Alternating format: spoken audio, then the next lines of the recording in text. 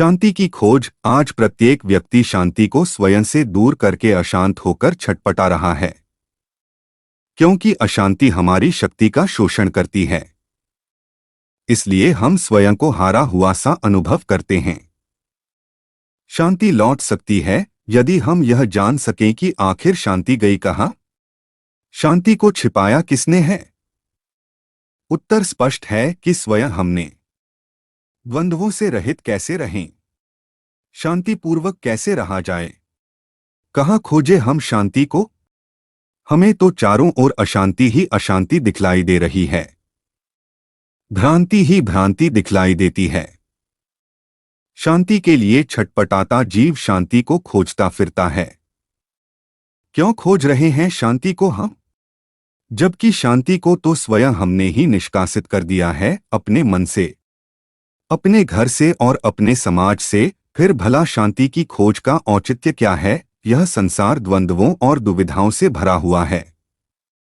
इस दुविधात्मक स्थिति में भी जो व्यक्ति निर्द्वंद्व रहे वही सफल एवं सुखी है। हमारा जीवन अनेकानेक अनुकूलताओं एवं प्रतिकूलताओं से भरा होता है।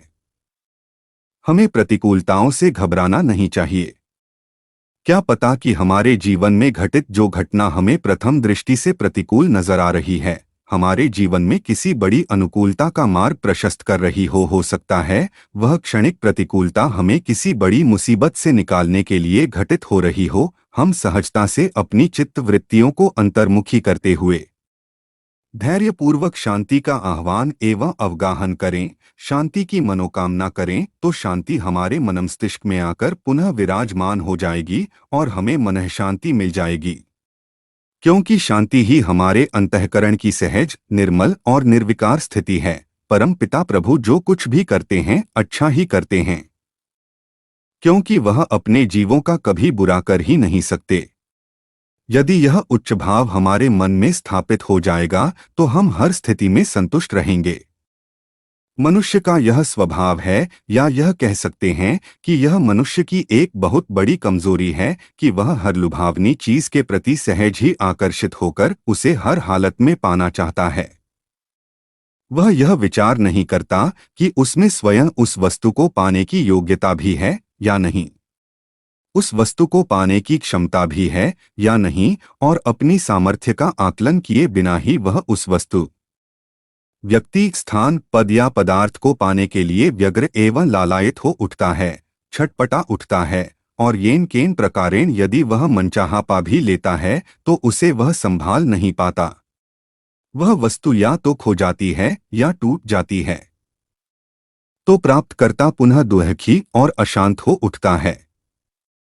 पहले वह जिस चीज को पाने के लिए अशांत था, अब उसके खो जाने के दुख में अशांत हो उठता है। यदि हम ईश्वर को समर्पित हो जाएं, अपने सभी स्वार्थों का परित्याग कर प्रभु के शरणागत हो जाएं, तब हमारी समस्त अशांति एवं शोक समाप्त हो जाएंगे। हम अशोक हो जाएंगे।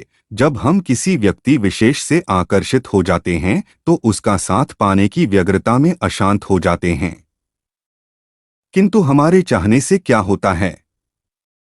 हो सकता है कि वह व्यक्ति हमें न चाहता हो, हमसे मिलना भी नहीं चाहता हो, हमसे संवाद तक न करना चाहता हो, हमसे संबंध भी न रखना चाहता, तो यह एकतरफा चाहत कभी सफल नहीं होती। और यदि मान भी लें कि चाहत दोनों ओर से है तो यह निश्चित नहीं है कि चाहत निरंतर बनी रहे।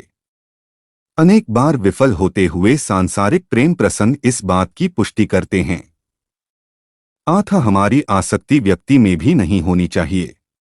अधिकांश सांसारिक संबंध केवल स्वार्थ से बंधे होते हैं। हमारे विचार शुद्ध और पवित्र होंगे तो हमारा कर्म भी कल्याणकारी, संतोषप्रद और शांतिदायक होगा।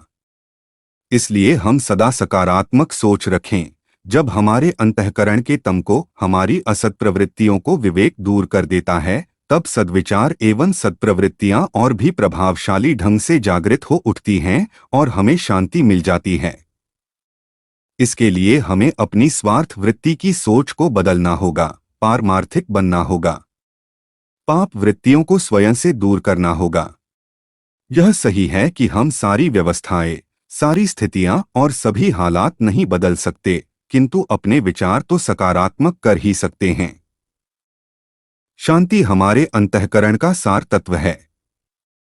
अंतःकरण की अशांति के कारण द्वंद्व, उद्वेग, चित्त की चंचलता, चित्त की चपलता, अस्थिरता, ईर्ष्या, द्वेष, क्षोभ एवं क्लेश को उत्पन्न होते हैं। इन विकारों से आकृष्ट होकर हमारी इंद्रियां और मन भी अशांत हो उठते हैं। अतः जब हम अंतर्मुखी होकर इन विकारों का निरीक्षण करते हैं तो इन दूषित वृत्तियों तथा विकारों का शमन स्वयमेव होने लगता है। हमारी अनंत कामनाएं ही हमारी अशांति का कारण हैं। विभिन्न सामाजिक परंपराओं से भी हम बंधे होते हैं और उन परंपराओं का निर्वहन न हो पाने की स्थिति में भी हम अशांत हो जाते हैं। ईश्वर के शरणागत हो जाने से, ईश्वर का उपासक हो जाने से हमारी बहिर्मुखी प्रवृत्तियां सहज भाव से अंतर्मुखी हो जाती हैं। जब प्रभु का आलंबन मिल जाता है तब ईश्वराधीन मनुष्य आत्मनिरीक्षण एवं आत्मशोधन करते हुए सुख शांति का अनुभव करता है। ऐसी स्थिति में उसकी समस्त सांसारिक आसक्तियां तिरोहित हो जाती हैं। उसका मन विभक्त नहीं होता, चंचल नहीं होता। वह प्रभु का सच्चा भक्त बन जाता है।